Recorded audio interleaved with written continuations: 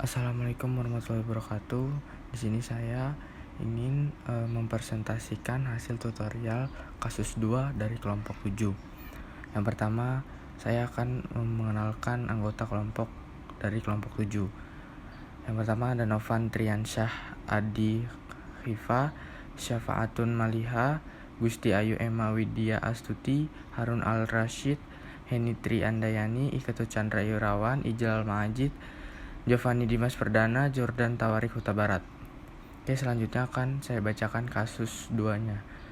Seorang wanita 60 tahun dibawa oleh keluarga ke IGD RSPBA dalam keadaan tidak sadar sejak 3 jam yang lalu. Adanya demam, ada juga mual tetapi tidak muntah. 1 hari yang lalu, sebelum masuk RS, dari aloanamnesis, riwayat sering buang air kecil, selalu merasa haus disertai lapar.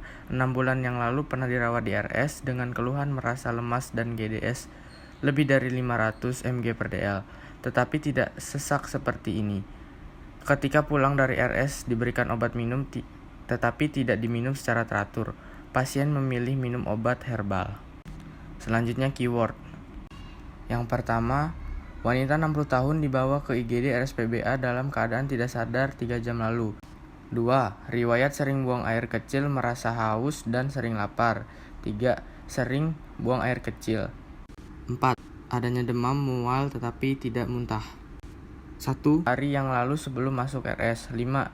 Dengan keluhan merasa lemas dan GDS lebih dari 500 mg per dl, tetapi tidak sesak napas. 6.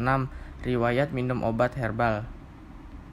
Selanjutnya, problem yang kami dapat yaitu wanita 60 tahun dengan keluhan merasa lemas dan GDS lebih dari 500 mg per dl, tidak sesak napas, dan sering buang air kecil.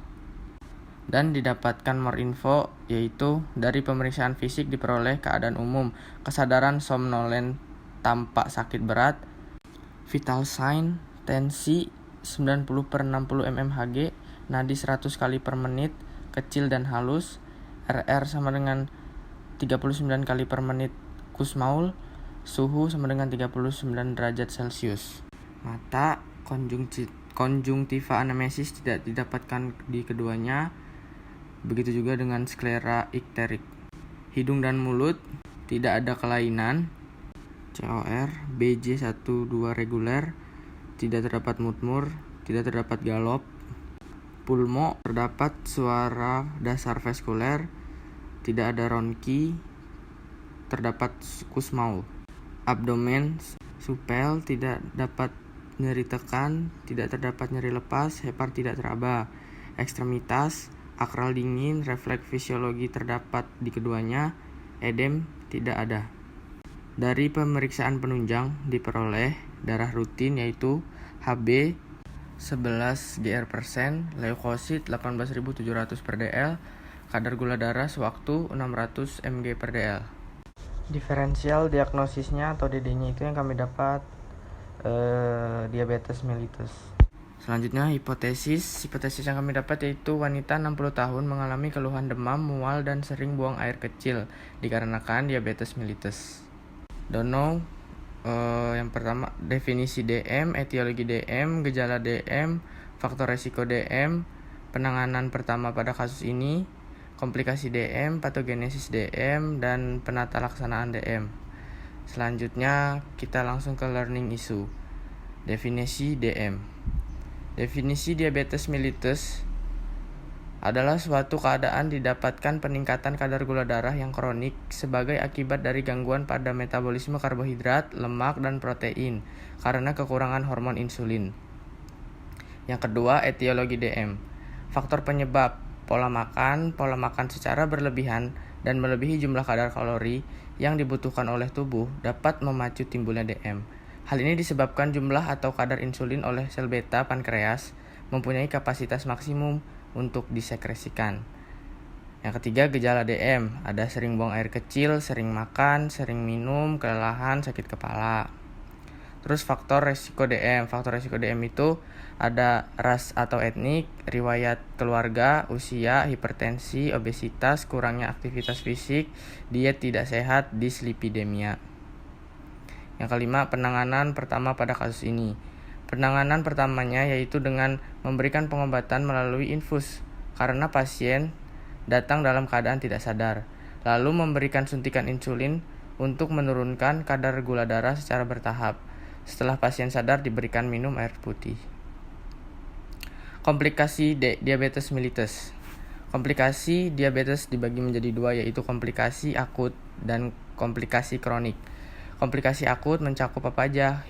Hipoglikemia, ketoasidosis diabetes atau KAD, dan sindrom non-ketotik hiperosmolar hiperglikemik atau SNHH. B. Komplikasi kronik mencakup apa aja? Penyakit makrovaskular atau pembuluh darah besar, penyakit mikrovaskular atau pembuluh darah kecil, dan penyakit neuropatik. Yang ketujuh, patogenesis diabetes mellitus. Patogenesis DM1, suatu penyakit autoimun yang menyerang pulau Langerhans sehingga menyebabkan kurang atau tidak adanya insulin yang mengakibatkan kenaikan pada serum glukosa darah dan menyebabkan hiperglikemi. Patogenesis DM2, dia tidak memiliki basis autoimun. DM tipe 2 memiliki berbagai penyebab seperti genetik, faktor lingkungan, dan radang.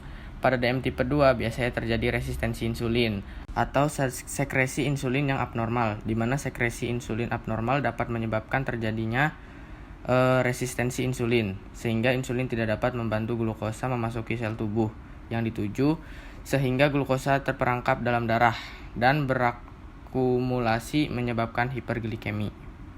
Yang terakhir, penata laksanaan DM. Penata laksanaan diabetes mellitus dibagi menjadi dua menurut Perkeni dan Kowalak, yaitu terapi farmakologi dan non-farmakologi. Terapi farmakologi yaitu terdiri dari obat oral dan suntikan. Terapi non-farmakologi yaitu seperti edukasi, terapi nutrisi media atau TNM, latihan jasmani, dan olahraga. Terima kasih.